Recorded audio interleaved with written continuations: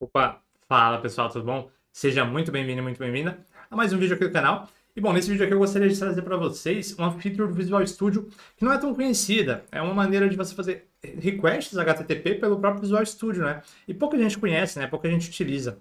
Essa feature, ela faz pouco tempo que ela saiu, faz uns 3 meses, 2 meses, eu acho que foi na versão 16.5 ou 17.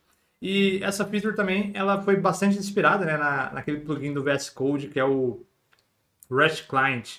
O REST Client é bem famoso, eu utilizo bastante lá no VS Code. Dá pra gente fazer requests HTTP para API RESTs, né? Direto ali pelo VS Code, e isso é muito massa. E aí o pessoal, né, da Microsoft vendo isso, né, vendo que facilitava muito a vida dos developers, colocou também aqui no Visual Studio pra gente, né? Então, só para exemplificar, eu criei aqui uma APIzinha bem simples, né? Criei um modelinho aqui, estou usando o SQLite, criei um DB Context bem básico, registrei aqui algumas rotas, né? Rotas básicas ali de cadastrar um livro, recuperar um livro, fazer update e etc. E só para a gente fazer o nosso teste aqui, né? Deixa eu só rodar ela.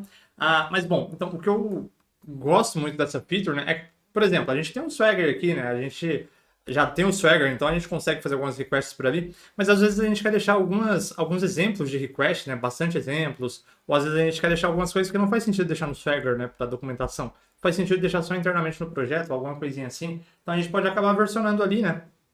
Isso diminui bastante também a necessidade que a gente tem de utilizar outras ferramentas como Postman ou mesmo o Insomnia. Claro, essas ferramentas são muito mais robustas, né? Tem muito mais features, dá até para fazer testes, né? Eu vou trazer um vídeo falando sobre testes no Postman em breve.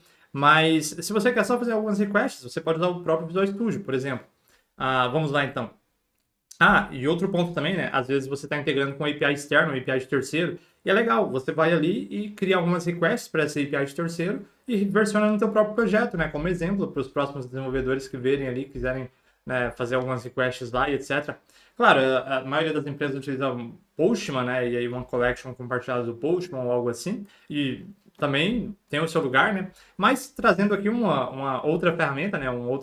Às vezes pode ser útil, né? Algo um pouco mais simples ali, para você ir lá e fazer pelo próprio Visual Studio, né? Mas, bom, bora lá então. Rodei aqui minha API. Aí, para você fazer, eu vou pegar aqui. Você consegue fazer utilizando um arquivo HTTP. A hora que você... Opa, deixa eu tentar abrir aquela janela do próprio Visual Studio.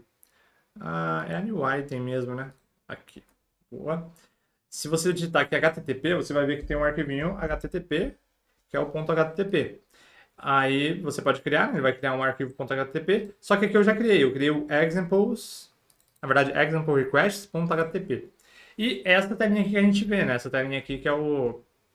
Na verdade, né, ele vai vir vazio, né? E aí eu cadastrei tudo isso aqui, eu já vou explicar o que é cada ponto desses, né?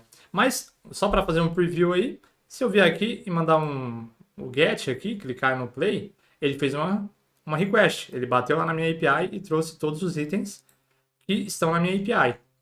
Então eu já consigo ver por aqui. Vamos cadastrar um cara, né? Se eu posso vir aqui no Books, no Post, e cadastrar. Então eu vou cadastrar um novo livro. Aqui no Example Book Title, eu vou mudar essa variável para New Book 200, só pra gente ver que cadastrou esse cara diferente. Vem aqui, cadastrei, beleza, New Book 200. Se eu vier aqui na listagem, eu vou ver que ele vai estar lá no final, o nosso New Book 200.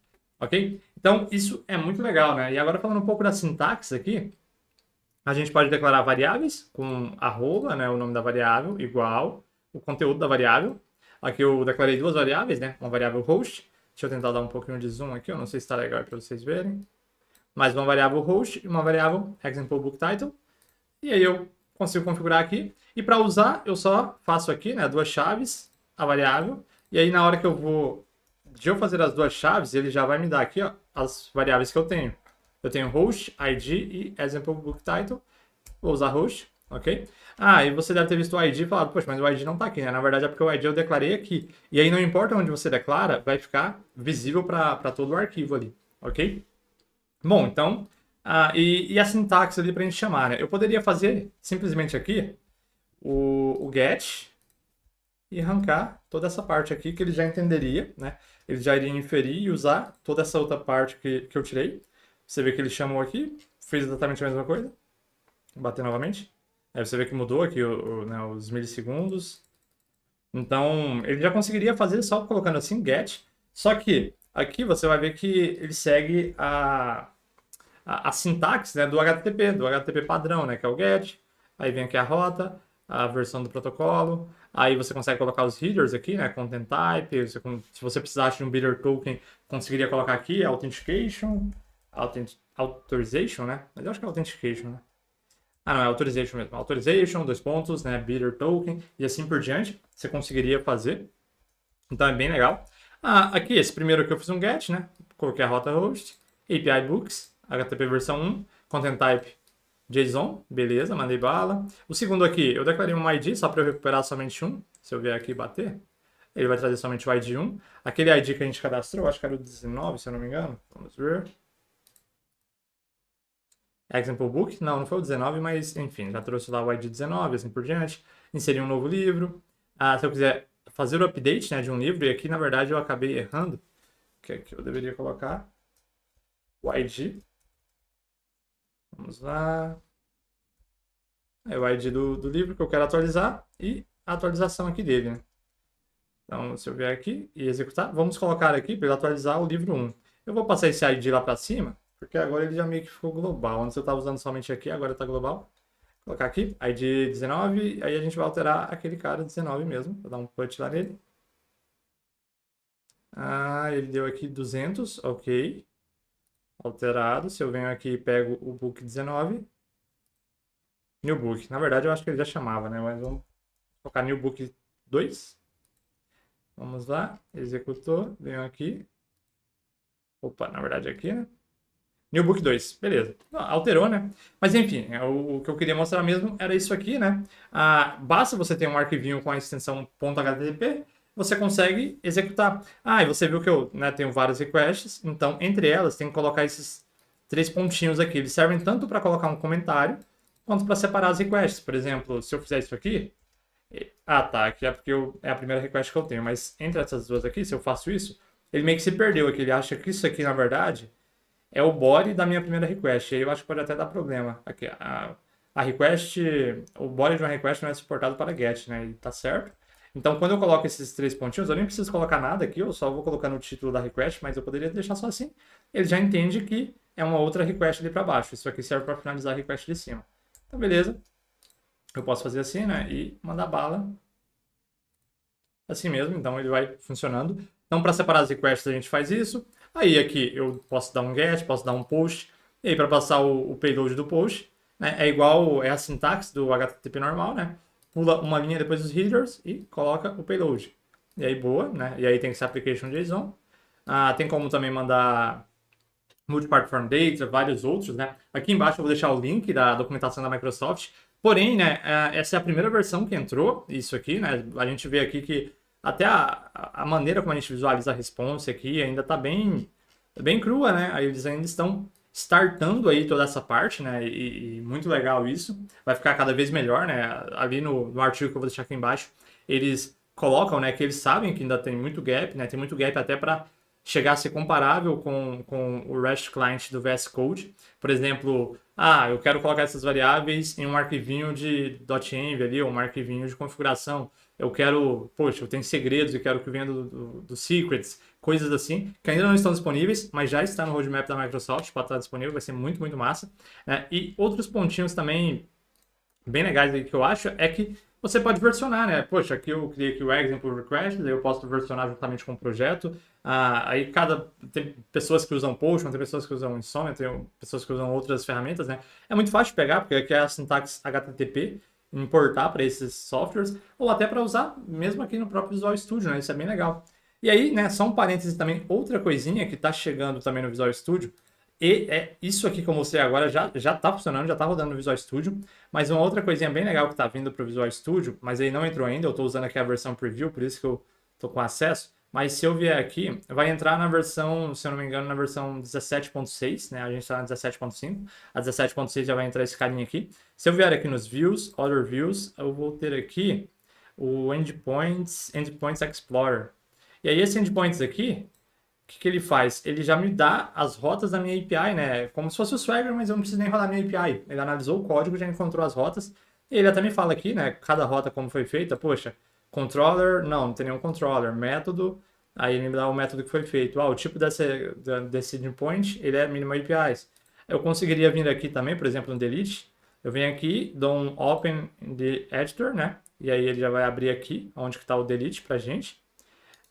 Ou eu posso vir aqui no generate request. Se eu vier no generate request, ele já gerou um bookstore.api.http aqui, né? E gerou a request para mim.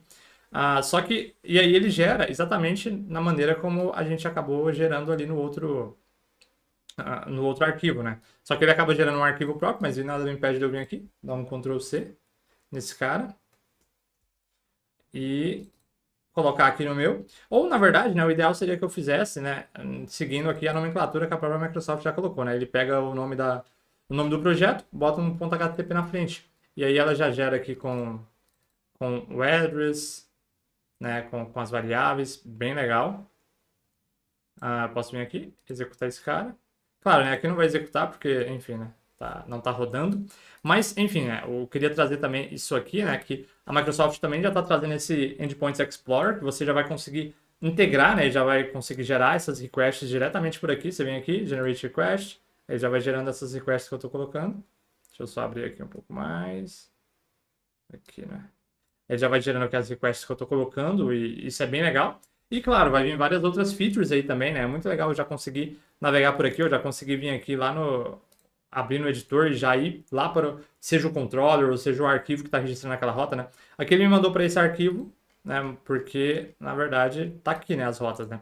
Mas ele iria mandar pro arquivo em questão ali, pro controller ou pra minimal API e assim por diante. E bom, isso é bem massa, né? Tanto essa feature que tá vindo e mais massa ainda que eu achei, essa feature que a gente já tem aqui do ponto .http, que é muito, muito massa. Dá pra gente já deixar as requests aqui no jeito, né? Quer fazer um teste? Vem aqui, roda, bate lá. Claro, aqui vai dar erro porque a minha API não tá rodando, né? Eu pausei. Tem que rodar a API, claro, né? Pra bater. Ou, a não ser que você esteja batendo, né?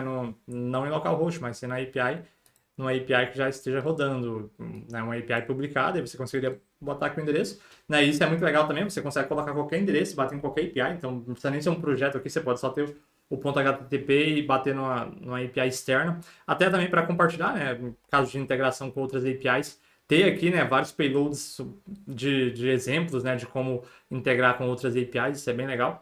Mas enfim, né, era isso que eu queria trazer para vocês hoje, né, essa nova funcionalidade aí do Visual Studio, tanto essa para a gente fazer as requests pelo Visual Studio, que é muito massa, quanto também o Endpoint Explorer, que tá chegando aí, né? Já vai chegar aí na próxima versão do Visual Studio, que vai ser muito massa também. Mas bom, espero que você tenha gostado, né? Espero que isso te ajude e agregue para você no dia a dia. Muito obrigado por chegar até aqui nesse vídeo e abração, hein? Até a próxima. Valeu!